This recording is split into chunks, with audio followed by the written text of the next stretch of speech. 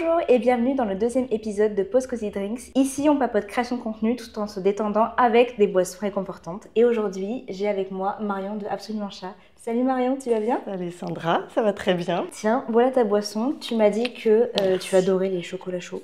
Oui, oui, Et oui, que c'était oui. ta boisson préférée, ta boisson chouchou. Est-ce que tu as une anecdote ou quelque chose à me dire par rapport à cette boisson, de pourquoi c'est ta boisson chouchou? Je ne sais pas d'où est né mon amour pour le chocolat chaud, mais j'en bois 1 ou 2 par jour, au lait végétal, et ça me réconforte vraiment. C'est vraiment une boisson, quand je fais une pause dans mon boulot, je travaille beaucoup à la maison, quand je fais une pause, j'ai envie d'un chocolat chaud pour me détendre, et ça m'aide à passer l'hiver et l'automne, parce que je suis plutôt une fille du printemps-été. Ouais, je comprends. C'est vrai qu'il y a un peu ce truc dans le chocolat chaud où c'est comme une boisson qui nous fait un câlin, c'est réconfortant, Ouais. c'est... Le feu de cheminée, les ouais. feuilles d'automne, et on dit ok, on est à l'intérieur sous un plaid, et là ça passe. C'est vrai, je suis d'accord avec toi. Bah écoute, je te propose qu'on trinque et on peut passer à la suite, tes questions. Du coup, je te propose de te présenter un petit peu. Dis-moi qui tu es, Marion. J'aimerais bien savoir, en fait, avant Absolument Chat, quel a été ton parcours. Alors donc je m'appelle Marion Ruffier, je suis comportementaliste spécialiste du chat. Globalement, mon travail consiste à résoudre les problèmes de comportement que les gens rencontrent avec leur chat. Le chat qui fait pipi sur le canapé, qui est agressif, enfin voilà, plein de soucis comme ça. Mais donc ça fait 10 ans que je fais ce métier, et avant ça, donc j'étais comédienne. Donc j'étais comédienne pendant 10-12 ans, et avant ça, j'ai fait des études en stylisme de mode. Ok. Voilà, donc j'ai toujours été un peu quand même dans le côté création, art appliqué, mode, et après voilà, ciné. Ouais, Bon. mais ça fait 10 ans. Ouais, dans l'art. Enfin, Oui. très artistique finalement. Ouais, Très ouais, ouais. artistique, ouais. Comment est-ce que tu es devenue comportementaliste félin? Est-ce que c'est... Enfin, comment tu t'es dit un jour, voilà, en fait, c'est ça que je veux faire? Ça a été un peu un hasard, parce que je commençais à être un peu lassée dans mon boulot de comédienne, parce que je n'avais pas les premiers rôles dans les films de Spielberg. Non, en fait, je commençais à être un peu lassée, et à côté de ça, j'étais famille d'accueil pour une association, et donc j'avais déjà 2 chats, et d'être famille d'accueil, je prenais un plaisir fou avec les chats, et donc un jour, je me suis dit, je devrais peut-être reprendre des études pour mettre un petit peu de beurre dans les épinards, mais pas veto, je voulais pas être assistante veto, et par hasard, je suis tombée sur une émission américaine qui s'appelle My Cat from Hell, avec Jackson Galaxy, et quand j'ai vu cette émission, ça a été le déclic. Je me suis dit mais c'est ça que je veux faire, et donc j'ai commencé à chercher les écoles. Il n'y en avait pas beaucoup, il n'y avait qu'une école à l'époque qui faisait ça, et donc voilà, je l'ai fait. Ok. Et Ouais, je m'éclate, j'ai ouais. l'impression que j'ai fait ça toute ma vie. Ouais, c'est vrai que moi je t'ai connue, tu étais déjà comportementaliste félin, et même si je connais un petit peu ton parcours d'avant, mais c'est vrai que moi je savais même pas que ça existait comme métier avant, pour tout te dire. Ouais. Et je trouve que c'est... Bon, bien sûr, j'imagine qu'il y a aussi des points négatifs dans ce métier, mais je trouve que c'est quand même un très beau métier. Oui. Et enfin, c'est chouette quand même. Oui, tout à fait. Est-ce que tu peux me dire comment est née l'idée de Absolument Chat? C'était quoi ta vision au départ? Alors c'était très drôle. Comment c'est né? C'est né avant même que je reprenne mes études finalement pour devenir comportementaliste. Okay. Je prenais un chocolat chaud avec une amie, et je lui dis que j'adore les chats, tout ça. Et là, elle me dit, avec son enthousiasme légendaire, elle me dit « Oh, tu devrais faire un blog sur les chats, ce serait trop bien, suis la formation d'Olivier Roland pour faire le truc. » Et moi, dans ma tête, je me dis « Jamais de la vie, je suis nulle en informatique, enfin, je ne vais pas créer un site, c'est horrible, quoi. » Et je ne sais pas pourquoi, je suis rentrée à la maison, et j'ai dit à mon copain, j'ai dit « Je vais ouvrir un site sur les chats. » Et donc en fait, j'ai suivi la formation d'Olivier Roland, et je m'y suis mise matin et soir, et j'ai monté mon blog au départ comme ça. Et en fait, ça arrivait tout seul. Je partageais plutôt mes conseils en tant que famille d'accueil. Et puis comme après j'ai été formée, j'ai pu donner plein de conseils vraiment pro, aller beaucoup plus loin là-dessus. Ok, donc dès le départ, en fait, tu as déjà commencé par le blog à créer du contenu, créer des articles, enfin, donner des informations comme ça à propos des chats. Ouais. Ça a commencé par le blog, en fait, du coup. Oui, ça a vraiment commencé par le blog. D'ailleurs, oui, je l'appelais vraiment le blog. Voilà. Ok. Tu m'as un petit peu répondu à la question, mais comment tu as commencé à publier du contenu en ligne par rapport à ça? Est-ce que c'était naturel ou plutôt stratégique? C'était assez naturel, surtout pour YouTube. En fait, de tous les réseaux, c'est vraiment YouTube que j'ai fait en premier, en fait. Et ça, je pense que c'est mon petit héritage comédienne. J'avais besoin d'être avec la caméra, j'avais besoin de parler. Et c'était très compliqué d'ailleurs au départ. Je m'en suis rendu compte, mes premières vidéos, on dirait que j'ai un balai dans le popotin. Parce que, oui, parce que c'était moi. Je ne jouais pas un rôle, c'était vraiment moi. Et c'était pas si évident que ça au départ d'être complètement moi et naturel. Mais j'adore partager à travers plein de médias. Enfin, voilà, il y a vraiment ce côté comédienne qui joue. Et puis en plus, après, j'ai fait des tournages pour des émissions télé, des choses comme ça. Et donc, c'était fluide pour moi de le faire. Oui, parce que tu parles de YouTube, mais même après, ensuite, tu as commencé à développer ton Instagram aussi. Puis TikTok un peu après, mais tu as toujours eu ce truc de te montrer toi, montrer finalement ta vie aussi avec tes chats. Ouais. Ça a été quand même, comment dire, tu as beaucoup partagé énormément de toi sur les réseaux. C'était pas, enfin, moi, quand je pense à toi, absolument chat, ce que tu publies, c'est toi avant tout. C'est ton expérience avant tout. Oui, c'est vrai que le Insta, quand j'ai démarré, alors c'est vraiment mon expérience avant tout, et c'est c'est ce qui me tient à cœur en fait, c'est d'être le plus authentique, et c'est moi, et c'est pas quelle stratégie, de quelle couleur je peux mettre en place pour que ce soit les mêmes visuels, le même truc. J'ai essayé et ça marche pas. En fait, dès que j'ai essayé de faire ça, ça marchait pas. Il y a plein de personnes qui m'ont dit aussi, ah, on a l'impression là que c'est pas toi qui l'a fait.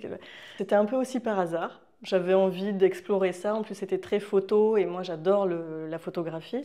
Donc, je me suis dit, c'est un réseau qui me correspond bien. Facebook, c'était pas du tout mon truc. J'étais un peu en mode, je suis sur Facebook parce que je suis obligée d'être sur Facebook. Et Insta, ça m'a beaucoup plu tout de suite. Par contre, aucune stratégie. J'ai mis des années pour avoir une communauté, enfin avoir vraiment des abonnés et pas mal d'abonnés. Mais ça a été long et en même temps, je suis très contente de ça parce que j'ai vraiment une communauté hyper fidèle, très très fidèle. Et justement, je constate qu'ils sont beaucoup plus fidèles aussi quand je partage vraiment ma vie avec mes chats. Donc j'ai jamais, enfin jamais, pas dire jamais, mais parfois donc je donne des conseils sur les chats, mais c'est vraiment à travers ma vie avec eux, alors que ce soit avec mes chats, la famille d'accueil, les chats de mes parents ou d'amis, enfin. En tout cas, ce qui est sûr, c'est que j'aime partager un contenu spontané et de ma vie et pas un truc préfait en fait. Okay. Est-ce que tu te souviens d'un moment où tu t'es dit, en regardant voilà, le contenu que tu postais et en regardant un petit peu tes réseaux sociaux, en dézoomant en fait un petit peu ce que tu faisais, ok, là, ça commence à prendre, il commence à se passer des choses. Il commence à y avoir un tournant en fait dans ce que je fais. Oui, et je dirais que c'est il n'y a pas si longtemps que ça. D'accord. En fait. Peut-être quand j'étais à peu près à 11 000, 12 000. En fait, moi, je me rends jamais compte des trucs. Hein. Ouais, abonnés. Où il y a eu des phases où il y avait beaucoup d'abonnés d'un coup et où je me disais, oh, là, il se passe un truc. Et puis même dans ma manière de faire, dans ma manière de créer. Et pourtant, je fais des trucs hyper simples. Mais où je me suis dit, ah tiens, là, quand je fais ça, c'est mieux. Des petites choses que j'apprends aussi, des choses que j'ai appris avec toi aussi, que j'ai mis en place. Je me suis dit, ah oui, ça c'est mieux. Enfin, et j'ai senti que j'étais beaucoup plus à l'aise. Et paradoxalement, j'ai beaucoup moins de temps aujourd'hui pour m'occuper des réseaux, quoi. Donc ce qui me frustre un peu, parce que j'ai plein d'idées et en comédienne / écrivain, j'aurais envie de faire plein de trucs sur les réseaux et j'ai pas le temps concrètement pour faire tout ça, quoi. Ouais, je comprends. Parce que justement, je vais rebondir là-dessus. Parce qu'il faut savoir que Marion a énormément de casquettes. Donc, elle est comportementaliste félin. Elle a d'ailleurs des produits digitaux, enfin des formations digitales qui sont hyper bien si on a un problème vraiment précis avec son chat. Donc, ça passe par l'agressivité, la malpropreté. T'as quoi d'autre ? La cohabitation entre chats, l'agitation nocturne, le chaton aussi, pour être sûr de ne jamais avoir de problème et d'avoir une super vie avec son chat. Et c'est vrai que c'est des programmes qui sont hyper accessibles et hyper, enfin, que tu t'en parles aussi parfois sur tes réseaux sociaux et ça peut aider les gens et selon leurs problématiques. Et donc, tu as aussi écrit des livres. C'est quand même fou parce que, bon, c'est pas la création de contenu en proprement parler, mais je trouve que ça, quand même, ça montre quand même que tu as des choses à dire sur le sujet, quoi. Plein de choses. Plein de choses à dire. D'ailleurs, le prochain livre sort jeudi. D'accord, trop bien. Donc ce livre-là s'appelle Toilette de chat. C'est un tome 2. C'est un D'accord. livre que j'ai écrit avec une amie et collègue comportementaliste qui s'appelle Delphine Oulès. Et on avait fait le tome 1 l'année dernière qui s'appelle Pipi de chat, Oui, c'est vrai. avec plein d'anecdotes sur, voilà, sur notre boulot, toujours avec bonne humeur, légèreté. Voilà. Et donc on nous a demandé le tome 2, donc on a fait le tome 2 et voilà, il sort le 20 mars aux éditions Massin, il est disponible partout. Ok, trop bien. Ben, bien sûr, je vous mettrai le lien vers un site marchand pour que vous puissiez voir si ça vous intéresse. Mais moi, j'ai déjà eu l'occasion le plaisir de lire le tome 1, Pipi de chat, si je dis pas de bêtises, qui est vraiment trop bien, hilarant et tout, avec plein de petites anecdotes sympas. Donc franchement, ça vaut le coup. Est-ce que tu trouves que les réseaux sociaux ont changé ta façon d'exercer ton métier de comportementaliste félin? Alors je dirais que grâce au réseau, il y a une partie de moi qui s'est beaucoup plus détendue. J'ai osé montrer un peu plus qui j'étais vraiment et pas juste la fille sérieuse voilà, qui est comportementaliste. Donc même quand je suis avec des clients, il y a quelque chose de beaucoup plus relax, détendu, parce que généralement, ils me connaissent aussi des réseaux. Ouais. Donc, ouais, je pense que ça. Et puis, il y a un lien de confiance qui est d'emblée assez fort, quoi. Parce qu'ils ont peut-être un peu l'impression de.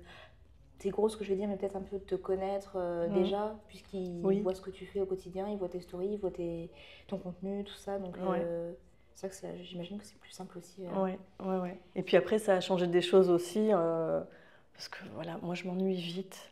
Donc là, actuellement, je fais plus de consultation, mais je suis en train de faire une formation avec Delphine Oulès, donc avec qui on a écrit les bouquins. Voilà, pour les éleveurs, mais donc ça va s'étendre après voilà, pour former des nouveaux comportementalistes.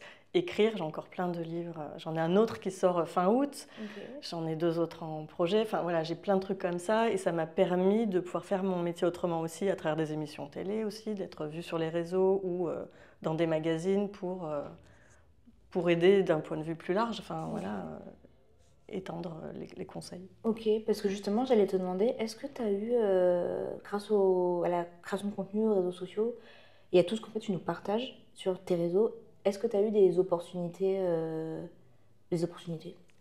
Oui, ça m'a apporté plusieurs opportunités, des choses très chouettes. Ça m'a permis d'être plus connue par rapport à des marques que j'aime beaucoup, par exemple, avec des sujets qui me tiennent vraiment à cœur. Donc voilà, de participer à des événements aussi qui sont forts pour moi. Donc, Ouais, c'est chouette. ouais, c'est des choses auxquelles j'aurais pas eu accès sans cette exposition sur les réseaux. Ouais, bah oui, totalement. C'est vrai que aujourd'hui, on a la chance que ça nous permette d'avoir un gain de visibilité et de faire des choses quoi, qu'on n'aurait jamais imaginé pouvoir faire, donc ça ne m'étonne pas. Est-ce que tu as déjà eu peur d'être critiqué sur ce que tu fais à cause de la viralité des réseaux en général? Et... Oui, bien sûr. J'ai toujours peur, un peu moins chaque année, on va dire. Mais j'ai eu peur aussi à juste titre, parce que bien sûr, j'ai été critiquée. On peut, sur les réseaux, ce qui est traître aussi, c'est qu'il y en a qui vont venir pointer, ils vont chercher pile le truc qui ne va pas. Et donc voilà, moi, là, on serait capable de me critiquer de elle monte ses épaules, elle cherche à être trop sexy, machin. Enfin, j'ai eu des trucs comme ça déjà. Donc c'est usant. Mais plus ça va, plus je m'en détache. Mais c'est vrai que c'est un peu le risque avec les réseaux. Mais finalement, c'est comme avec la télévision. On fait une interview, notamment de très grosses chaînes. Ils vont sélectionner ce qu'ils gardent et au final, c'est plus du tout ce qu'on avait dit en interview. Ou alors, ils ont gardé ça alors qu'évidemment, le sujet, il est grand comme ça. Et en face, c'est facile de dire ouais, c'est nul parce qu'elle a parlé que de ça ou elle connaît pas tel truc. Alors que, bah, si, mais sur une interview qui au final doit durer 1 minute, quand on tourne pendant 3 heures, c'est sûr qu'ils élaguent, quoi.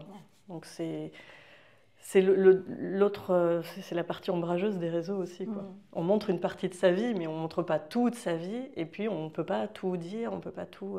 Et tu m'avais même dit que sur des sujets complètement, enfin, comment dire, sur des sujets vraiment sur les chats, il y avait des choses aussi que tu te permets de dire en consultation ou dans tes programmes et que tu ne dis plus sur les réseaux sociaux.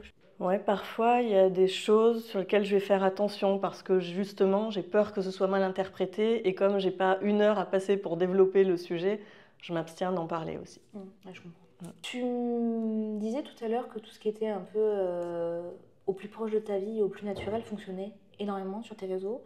Est-ce que du coup, il y a tu penses à un format ou quelque chose qui fonctionne bien et à contrario, quelque chose que tu as essayé qui n'a pas du tout fonctionné et tu t'es dit, bon, c'est pas la peine? Euh, je sais pas trop. En tout cas, dans ce genre de j'abandonne ou je laisse. Alors, à chaque fois que j'ai pris vraiment du temps pour faire une jolie vidéo, ça a toujours fait un flop. Et quand j'ai fait un truc vite fait, là, ça fonctionnait. C'est toujours comme ça. Ouais, voilà. J'ai appris que j'étais pas un cas isolé. Mais c'est vrai que par exemple, sur ma chaîne YouTube, dans mes démarrages, j'avais énormément de vues. Enfin, ça marchait vraiment très très bien. J'ai eu un vrai gros problème sur mon site en 2019 et j'ai jamais réussi à remonter la pente depuis. On a eu un souci avec un développeur qui nous a fait un truc de fou. Donc on est passé à ce moment-là de 6000 visiteurs par jour à 300. Et depuis, voilà, je galère à remonter à 1000, 1002 par jour. Oh, ça fait un moment, du coup. Voilà, et ça a été très compliqué, hein. On a fait des audits avec des personnes qui ont vérifié les SEO, tout ça, et ça a été galère totale. Et la chaîne YouTube en a pâti aussi. Et c'est vrai que ces derniers temps, là, ça fait, je crois, depuis le mois de septembre que j'ai pas fait de vidéo, en format vidéo, parce que je fais autre chose. Mais vidéo, c'est vrai que j'étais découragée de passer du... Alors, pourtant, je faisais de la vidéo très simple, mais il n'y avait pas beaucoup de vues. Je me disais, là, je me décourage, je passe trop de temps à faire ça, alors que qu'est-ce que ça ramène au final, quoi. Mais il y a des personnes qui me réclament quand même encore des vidéos aujourd'hui, qui me disent, pourquoi vous en faites plus? Donc j'ai envie d'en refaire. Mais ça décourage un peu quand on se dit, ça ne suit plus, pourquoi je perds toute cette énergie là-dessus, quoi. Après, c'est vrai que sur YouTube, la plateforme en ce moment, il y a beaucoup de concepts en fait qui sont mis en place sur YouTube et c'est vrai que c'est ces trucs-là qui ont de la visibilité et quand tu continues dans ton coin à faire des petites vidéos tout seul, ça a tendance à pas, enfin la visibilité a tendance à être un peu basse, mais bon après c'est quand même, enfin j'espère et je te souhaite de continuer à faire ce genre de vidéos avec passion et puis si tu as encore des gens quand même qui te demandent ce genre de contenu, c'est quand même que tu as quand même une communauté qui attend ça quelque part. Oui. Il faut que je le refasse. J'hésite aussi avec le côté vlog. Voilà, c'est un format j'hésite un testé. peu. Ouais. Après, j'ai envie de faire des vidéos un peu humoristiques autour de mon podcast et aussi. Et donc, plein de choses. Plein de projets. Pas assez de temps. Est-ce que du coup, je vais revenir un petit peu sur le côté business. Est-ce que tu as des clients qui t'ont uniquement découvert via Instagram et qui, du coup, c'est avec toi qu'ils veulent traiter et personne d'autre? Oui, j'ai déjà eu ça. Et surtout avec des personnes connues, on va dire. Okay. C'était souvent, c'est d'abord par Insta. Et puis après, pas que les personnes connues, mais enfin connues. C'est traite de dire connu aussi, les gens ils vont s'imaginer des trucs de fou, mais des personnes, des influenceurs, des créateurs de mode, des choses qui sont plus sur les réseaux. Voilà. C'est vrai que tu t'es un peu... Oui, grâce aux réseaux sociaux, tu as une visibilité, tu t'es un petit peu aussi, comme on dit, positionnée, si je peux dire ça comme ça, en tant que... Enfin, pas la référente en France, parce qu'il y en a beaucoup, mais quand même... Tu as ta place sur les réseaux sociaux et quand on parle de comportementaliste félin, c'est vrai que tu es dans les premières recherches finalement. J'étais, je pense, alors j'étais pas la première, mais c'était un métier quand même assez récent, même moi il y a 10 ans, il y a 10 ans, il était très très peu connu ce métier. Et j'étais, alors je vais pas dire que je suis la seule, mais j'étais dans les premières à m'exposer dans les réseaux. YouTube, Insta, enfin oui, je sais pas, j'étais peut-être dans le top 10 parce que je sais pas, mais je suis dans les premières. Donc, du coup, oui, il y a un peu plus d'exposition. Mais aujourd'hui, il y en a plein d'autres qui y sont. Et c'est bien, parce qu'il y a de la demande. Et puis comme ça, en plus, le métier aussi se fait connaître. Oui. Parce que je te dis, moi, avant de te connaître, je ne savais même pas que ça existait, quoi. Mais ça gagne en crédibilité parce que c'est un vrai métier. Il y en a beaucoup qui pensent que c'est du charlatanisme. On dit, bah non, c'est un vrai métier. Et voilà, plus il y aura de personnes qui feront ça, plus ça donne aussi une crédibilité sur ce qu'on fait, quoi. Et l'utilité de ce qu'on fait. Est-ce qu'il t'arrive d'avoir des périodes où c'est la page blanche, tu n'arrives plus à poster, tu n'arrives plus à publier quoi que ce soit sur les réseaux sociaux et du coup, comment tu fais pour surmonter ça? Actuellement, je vis une phase comme ça parce que je travaille à fond à côté et j'ai plus le temps, j'ai plus l'énergie. Donc là, je sens d'ailleurs que ça me manque actuellement. J'aurais envie de... C'est comme s'il y avait un lien avec la communauté. Je me dis, ah, il me manque. C'était assez drôle ce rapport. Après, il y a des fois aussi où juste de déprime. Il y a eu des périodes de déprime avec plus envie de rien en fait. Je crois que les années d'expérience, quand je suis plus vieille que toi, m'apprennent à dire accepte, accueille, c'est comme ça, et tu sais que ça va revenir, en fait. Et je pense que c'est ce truc-là, et ça revient. Et on est souvent trop pressé, on se dit il faut faire ci, je dois faire ça, il faudrait, ce serait mieux comme ci ou comme ça, alors que parfois c'est ok, c'est comme ça. C'est comme quand il n'y a vraiment pas l'envie de travailler, on a la chance, quand on travaille à la maison et pour soi, qu'on est son propre patron, de dire bah, écoute, là ça marche pas, bah, c'est pas grave, sachant que c'est un boulot où nous on peut travailler le samedi, le dimanche. Bon, bah, si mardi j'ai pas envie de travailler parce qu'il n'y a plus de jus, ben ok, accepte-le et ça va changer quoi. Et ça change. On l'a dit, tu crées du contenu sur les réseaux sociaux depuis quand même un petit moment, mais l'année dernière, tu as eu envie de lancer ton podcast, Lâcher les chats. Et du coup, est-ce que tu peux me dire qu'est-ce qui t'a donné envie d'explorer un petit peu ce format? Alors, je crois que c'est parce que je commençais à m'ennuyer dans la manière de transmettre. Ça faisait quand même pas mal de temps déjà que je me disais, il y a un truc qui va plus, j'ai envie de transmettre autrement. Donc, notamment, j'avais plus envie de faire des consultations one-to-one, j'avais envie de pouvoir m'adresser à plein de personnes en même temps. C'est ce que j'aime aussi dans les vidéos. Alors, ça, c'est encore d'autres projets, de faire des ateliers et tout. Mais je me disais, j'ai envie de transmettre autrement, j'ai envie de retrouver un petit peu ma petite folie, mon grain de folie en tant que comédienne, parce que j'adore faire des voix, j'adorerais faire du doublage encore, enfin, j'avais envie de jouer, de m'amuser en fait. Et du coup, le format podcast m'a vraiment appelée justement sur ce côté voix. On disait, on coupe le visuel, on fait que l'auditif. Et ouais, c'est arrivé comme ça, lâcher les chats. Et je me suis dit, voilà, on va lâcher les chevaux, lâcher les chiens. Enfin, le truc est venu d'abord de lâcher les chiens de Monsieur Burns dans Les Simpsons, quand il dit lâcher les chiens. Et je me suis dit, ça va être lâcher les chats. Et voilà, de faire plein de voix. Donc je fais des voix. Enfin, maintenant, c'est même plutôt. J'ai une équipe, en fait. Je fais les 3 mêmes voix, mais où je m'amuse. J'avais envie de m'amuser. Un format fun, finalement. Ouais. Et c'était un peu en mode, bon, bah, peu importe si les autres, ça les fait pas rire. Moi, j'ai besoin de retrouver vraiment de la joie dans ce que je fais. Parce que j'avais eu une période un petit peu noire en 2023 et j'avais besoin de retrouver cette joie que j'ai retrouvée. Voilà, grâce à ça. Oui, je ne sais pas, c'est pas le podcast du siècle, mais au moins je m'amuse. Du coup, est-ce que tu peux nous expliquer de quoi tu parles dans ce podcast? Alors c'est un podcast dans lequel je donne la parole aux chats et aux chattes.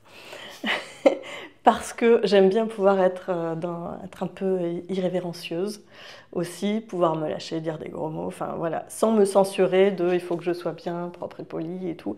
Donc c'est pratique, car ce sont les chats qui disent tout ça, qui sont grossiers à ma place. Donc c'est pratique. Mais je vais parler de plein de sujets différents, très pratiques. Sur voilà, pourquoi le chat il fait ça, pourquoi il fait le bazar la nuit. Dans l'idée, c'est tu partages encore et encore des conseils. En fait. Ouais, mais j'aime bien aussi réfléchir. J'ai aussi fait des épisodes sur tiens, qu'est-ce qu'on projette de nous-mêmes à travers notre chat, qu'est-ce qu'on leur fait pour porter finalement de toutes nos projections, enfin, de réfléchir à la relation, parce que j'aime beaucoup ce sujet-là sur la relation et qu'est-ce que le chat nous apprend aussi à travers la vie qu'on a ensemble. Donc j'ai pas envie de rester juste dans le conseil pratique de comportement, mais d'aller un peu plus loin. Qu'est-ce que les chats nous apprennent, voilà. Okay. Donc il y a un petit peu de tout. D'accord. Bah, d'ailleurs, encore une fois, si vous avez envie d'aller voir un petit peu ce que ça donne, c'est plutôt rigolo. Pareil, je mettrai un lien vers le podcast, donc Lâcher les chats, par Marion. Et elle a fait plein d'épisodes vraiment intéressants aussi, parce que comme on vous disait, elle donne des conseils, ça parle de chats forcément, mais c'est super intéressant, donc si jamais, n'hésitez pas à aller voir. Merci. Depuis le lancement de ce podcast, est-ce que tu as quelque chose à nous partager, une anecdote, un retour de quelqu'un inattendu ou quelque chose qui s'est passé suite à la sortie de ce nouveau format? Alors, non, mais ce qui est amusant, c'est que depuis cette sortie-là, on m'a pas mal demandé la version vidéo, du Ah ouais? coup. Les gens me disent, on veut voir Martine, on veut voir Gaïa, on veut voir à quoi il Compris, tout ressemble. ça. Voilà.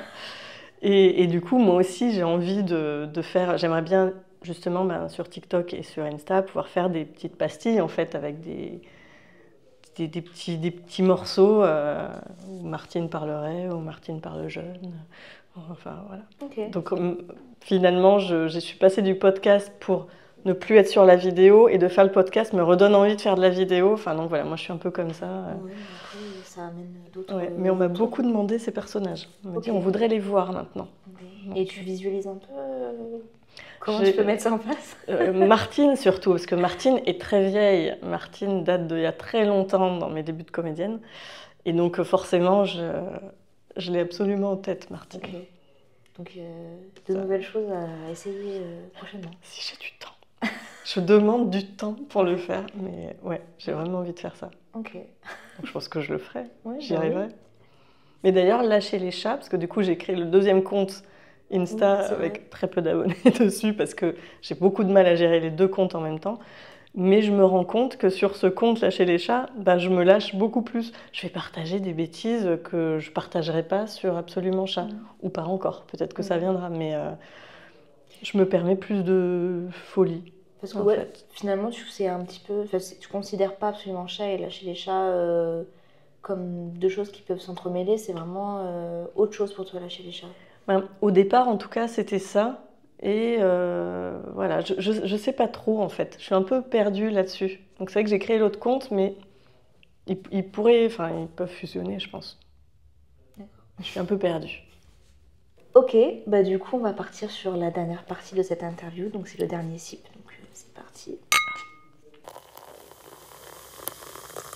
Du coup, est-ce que tu aurais un conseil à donner à quelqu'un qui veut publier du contenu éducatif sur un sujet passion comme toi ça a été pour les chats par exemple, pour que ça fasse quelque chose de bien quoi, pas trop éducatif, pas trop plombant, mais tu vois. Euh, Souvent, le conseil que je donne, c'est d'essayer d'être soi-même et de pas vouloir faire le même contenu que tous les autres. Et de pas hésiter à montrer sa tête, même si actuellement je la montre moins, mais qu'il faut la montrer, même sur un site internet en fait. À chaque fois, enfin, il faut mettre sa tête, c'est important de voir la personne, même pour prendre un rendez-vous, hein, pour une consulte, faut voir avec qui on va avoir le rendez-vous. Donc il faut se montrer et je pense essayer d'être au plus près de ce qu'on aime vraiment faire. Enfin, je pense que dès qu'on se force à se dire: «Il faut que je rentre dans tel moule», on perd un bout de son âme, je pense. Et ça se sent. On sent que c'est froid, en fait, alors qu'on préfère voir des imperfections, mais sentir qu'il y a une vraie vie derrière, qu'il y a vraiment quelqu'un, un humain derrière qui aime ce qu'il fait. Je sais pas si je suis très claire. Si, c'est très beau ce que tu dis. Après, on voit dans dans tes contenus, de toute manière, c'est naturel. Depuis le début, tu montres ta vie, tu montres ton expérience aussi avec tes chats. Et je pense que ça se voit parce que tu as réussi à bâtir plusieurs communautés finalement, sur plusieurs plateformes quand même. Je trouve que c'est fort. Donc oui, le naturel. Avant qu'on termine, est-ce que tu as une reco à me partager de quelque chose qui t'inspire? Ça peut être un livre, une musique, une personne, peu importe, mais quelque chose qui t'inspire au quotidien. Au quotidien, Ou de temps en temps. il y a tellement de choses qui peuvent m'inspirer tout le temps. Même si t'as plusieurs choses. Mais c'est terrible parce que moi, je peux être vraiment inspirée par des musiques, par des dessins animés, par des séries, des films. Donc j'ai toujours des tas de références dans ma tête. Euh, Après, il y a un personnage, des fois, j'aimerais prendre de ce personnage. C'est Meryl Streep dans Le Diable s'habille en Prada. Ouais. Des fois, j'aimerais être capable d'avoir cet aplomb qu'elle a. Bon, j'adore Meryl Streep, donc oui, je peux dire que Meryl Streep m'inspire énormément. Mais c'est vrai que ça fuse un peu partout dans ma tête. Côté réseau, j'avoue que dans les contenus qui peuvent m'inspirer, mais que j'arrive pas, pas à tout suivre, mais bah, notamment Margot de You Make Fashion, Ok, qui était une de mes clientes. j'aime beaucoup ce qu'elle fait. Voilà. Donc, je trouve son contenu hyper chouette et donc, des fois, je vois ses choses, je me dis: «Ah mais oui, mais c'est ça qu'il faut que je fasse». Il y a Angéline aussi, Layet de Carnet Prune, qui a aussi été une de mes clientes. D'accord. Donc, forcément, et moi, à ce moment-là, quand elles étaient mes clientes, je les connaissais pas du tout, hein. Ouais.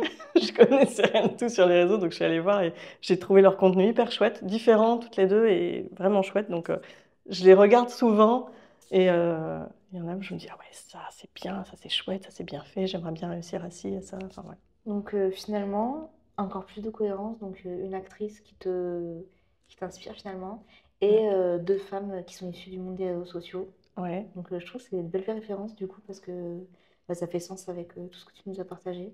Ouais. Trop bien. Mais écoute, en tout cas, merci beaucoup d'avoir répondu présente à cette interview. C'était vraiment hyper agréable de t'avoir et d'en savoir plus sur toi et sur voilà, Absolument Chat et tout ce que tu as fait jusqu'ici. Et je suis très contente aussi que tu aies encore plein de projets, encore plein de formats à explorer. On n'en a pas fini d'Absolument Chat. A priori. Merci à toi, surtout, de m'avoir Merci invitée beaucoup. là Et avec ta puis, boisson. avec plaisir. Et puis, ben, j'espère que vous avez aimé cet épisode comme j'ai aimé le film avec Marie aujourd'hui. Si c'est le cas, n'hésitez pas à mettre un petit pouce, un petit commentaire, ça fait toujours plaisir. Et puis, je vous dis à bientôt.